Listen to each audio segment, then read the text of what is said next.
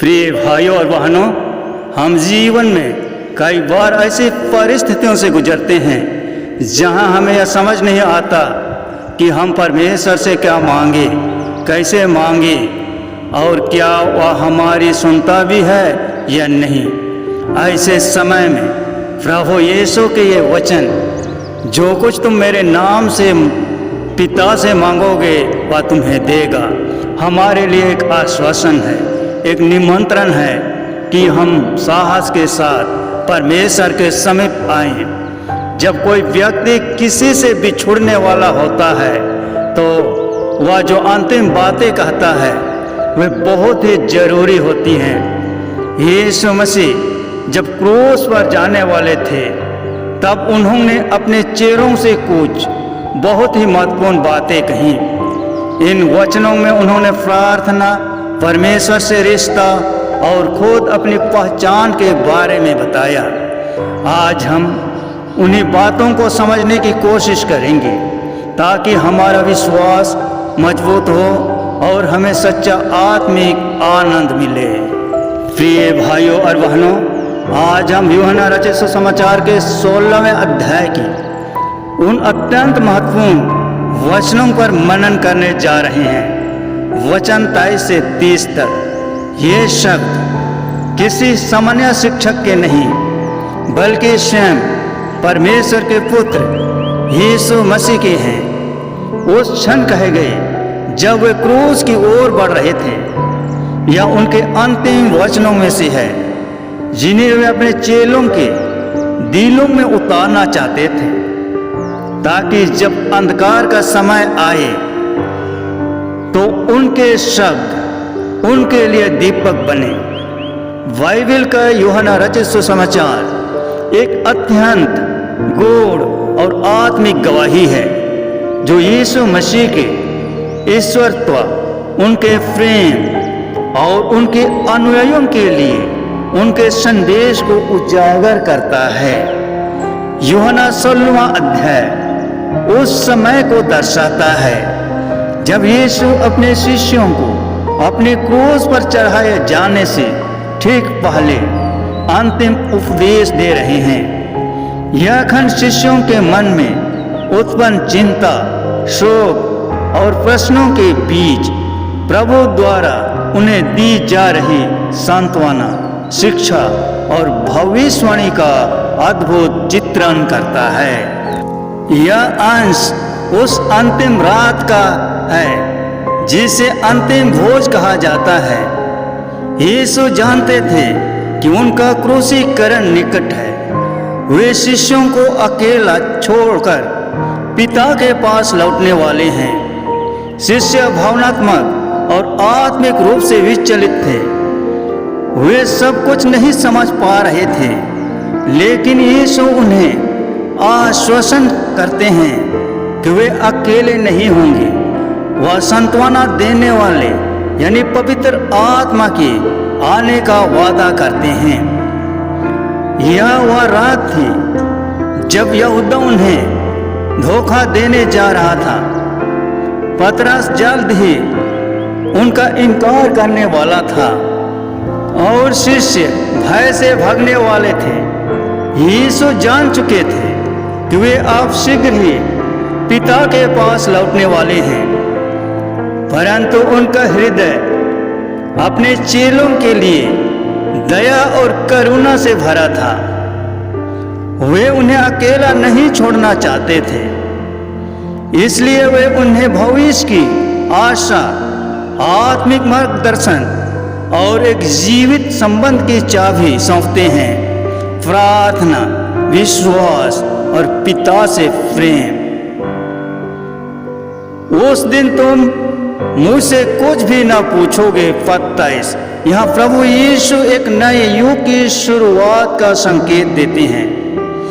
उस दिन का अर्थ है उनके पुनरुत्थान और पवित्र आत्मा के आगमन के बाद का समय। शिष्य अब सीधे परमेश्वर से मसीह के नाम से प्रार्थना कर सकेंगे। यह न केवल आत्मिक स्वतंत्रता का प्रतीक है बल्कि अविश्वासियों को यह भी सिखाता है कि प्रभु में मांगना और पाना हमारी आत्मिक वृद्धि और आनंद की कुंजी है। यीशु कहते हैं कि एक ऐसा दिन आएगा जब शिष्यों को उनके पास जाकर प्रश्न पूछने की आवश्यकता नहीं होगी। क्यों? क्योंकि वे पवित्र आत्मा से भर जाएंगे और आत्मिक दृष्टि से परिपक्व हो जाएंगे। उस दिन वे स्वर्गीय पिता से सीधा संबंध बना सकेंगे, यीशु के नाम से प्रार्थना कर सकेंगे और उन्हें उत्तर मिलेगा। मसीही जीवन केवल कर्म कर नहीं, वरन एक जीवित, व्यक्तिगत और प्रेमपूर्ण संबंध है पिता से पुत्र के माध्यम से। मांगो तो पाओगे ताकि तुम्हारा आनंद पूरा हो जाए। पद 24। यीशु हमें न केवल मांगने का अधिकार देते हैं, बल्कि यह भी आश्वासन देते हैं कि हमारा आनंद उस समय पूर्ण होगा जब हम विश्वास से मांगेंगे। यह आनंद सांसारिक नहीं, आत्मिक है। वह आनंद जो केवल परमेश्वर की संगति में मिलता है। अक्सर हम मांगते हैं पर विश्वास नहीं रखते। यीशु हमें स्मरण कराते हैं कि विश्वास से मांगना आत्मिक परिपक्वता की निशानी है। अब दृष्टांत नहीं पर इस पर प्रीति से बताऊंगा। पद 25। यीशु यहाँ यह स्पष्ट करते हैं कि उन्होंने अब तक बहुत सी बातें रूपकों में कही थी, परंतु शीघ्र ही जब पवित्र आत्मा आएगा तब सब कुछ स्पष्ट हो जाएगा। यह आत्मिक जागृति का युग होगा जब सत्य और ज्ञान प्रत्यक्ष रूप से प्रकट होंगे। परमेश्वर का वचन समय के साथ हमारे लिए और स्पष्ट होता जाता है जब हम आत्मिक रूप से बढ़ते हैं। पिता आप ही तुमसे प्रेम रखता है। पद 26 से 27। यह एक अत्यंत कोमल और सुंदर सत्य है। परमेश्वर स्वयं हमसे प्रेम करता है। यीशु केवल मध्यस्थ नहीं, एक सेतु है जो हमें पिता के प्रेम से जोड़ते हैं। यदि हम मसीह से प्रेम करते हैं तो पिता का हृदय हमारे लिए खुला रहता है। धर्म का सार प्रेम है। परमेश्वर का प्रेम हमारे प्रति और हमारा प्रेम मसीह के प्रति। मैं पिता के पास से निकला और फिर लौट रहा हूँ। पद 28। यह वचन मसीह की ईश्वरता की उद्घोषणा करता है। वे केवल एक भविष्यवक्ता या शिक्षक नहीं, वे परमेश्वर की संतान हैं जिन्होंने देह धारण किया और अब फिर से पिता के पास लौट रहे हैं। यही सुसमाचार का मूल है। मसीह का आगमन, क्रूस, पुनरुत्थान और स्वर्गारोहण, यह सब हमारी आत्मा के उद्धार का मार्ग बनाता है। अब हम जान गए हैं कि तो परमेश्वर की ओर से आया है। पद 29 और 30। शिष्य अब यह स्वीकार करते हैं कि यीशु के वचन उनके दिलों को छू चुके हैं। वे मानते हैं कि यीशु सब कुछ जानते हैं और सचमुच परमेश्वर की ओर से आए हैं। जब हम मसीह को पहचानते हैं तो हमारा हृदय यह कहने लगता है, अब हमें और कोई प्रमाण नहीं चाहिए, हमने तुझ में सब कुछ देख लिया है। आध्यात्मिक शिक्षा, प्रार्थना का अधिकार, यीशु के नाम में मांगने से आशीष मिलती है। पिता का प्रेम सुलभ है। जो मसीह से प्रेम रखते हैं वे पिता के निकट हैं। आत्मिक परिपक्वता आवश्यक है। सत्य को जानने के लिए आत्मा की अगुवाई जरूरी है। सच्चा आनंद आत्मिक संबंध में है। संसारिक चीजें आनंद नहीं देती, लेकिन परमेश्वर का संगति देती है।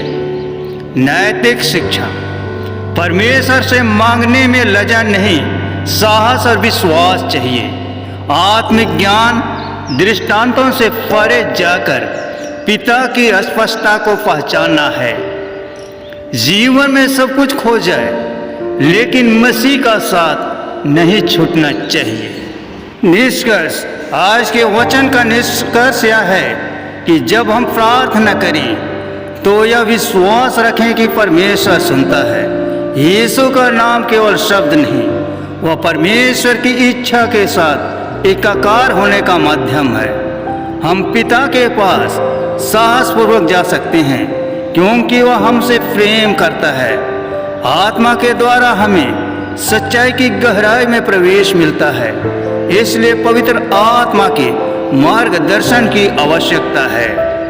प्रिय भाइयों और बहनों, यीशु ने हमें केवल यह नहीं सिखाया कि परमेश्वर कौन है, उन्होंने हमें यह संबंध दिया कि हम अब पिता से बात कर सकते हैं, मांग सकते हैं और अनुभव कर सकते हैं।